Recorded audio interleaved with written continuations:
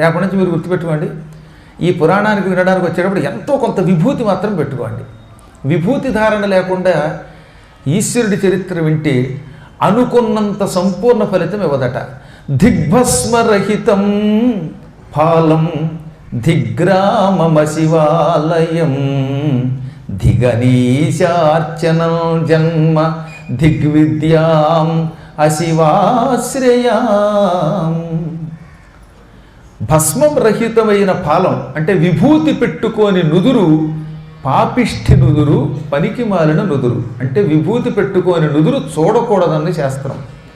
శివాలయంలోకి వెళ్లే ముందు కానీ లేక శివకథ వినేటప్పుడు కానీ కొంచెమైన విభూతి పెట్టుకోండి. ఇంత విభూతి, ఓ చిటికడి విభూతి నుదుటికి పూసుకుని అప్పుడే పురాణం వినండి. విభూతి నుదుటికి లేకపోతే ఆ నుదురు పాపిష్ఠి నుదురట, అపవిత్రమైన నుదురు, మంచి నుదురు కాదు. అసలు ఆ నుదురు చూడకూడదని శాస్త్రం.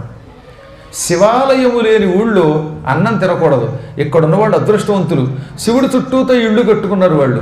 అంటే శివుడి సన్నిధానంలో భోజనం చేస్తున్నారు. వాళ్ళు అన్నపూర్ణాదేవి ప్రసాదం తిన్న మహాపుణ్యం పొందుతారట.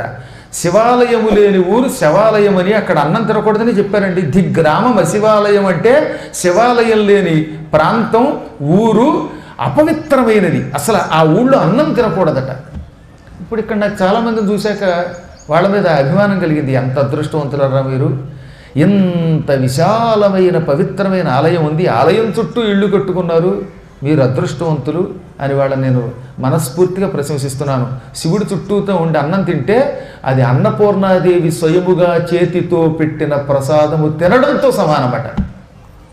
ఎందుకని ఈ మధ్యన శివాలయానికి చుట్టూతో ఇళ్ళు ఉండకూడదని ఎవడో ప్రచారం చేశాడు, దుట్టి అబద్ధం. ఇప్పుడు ఇందాక చెప్పిన శ్లోకంలో అసలు శివాలయం లేని ఊళ్ళోనే ఉండద్దు అన్నాడు.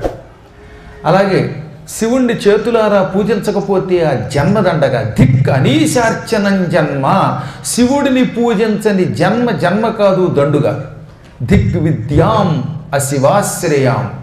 శివ అనే 2 అక్షరములు లేని చదువు కాదు. అందుకే పూర్వం అక్షరాభ్యాసం చేసినప్పుడు ఓం నమ శివాయ సిద్ధన్నమః అని ముందు బియ్యంలో రాయించి ఆ తర్వాత పలక మీద రాయించేవారు.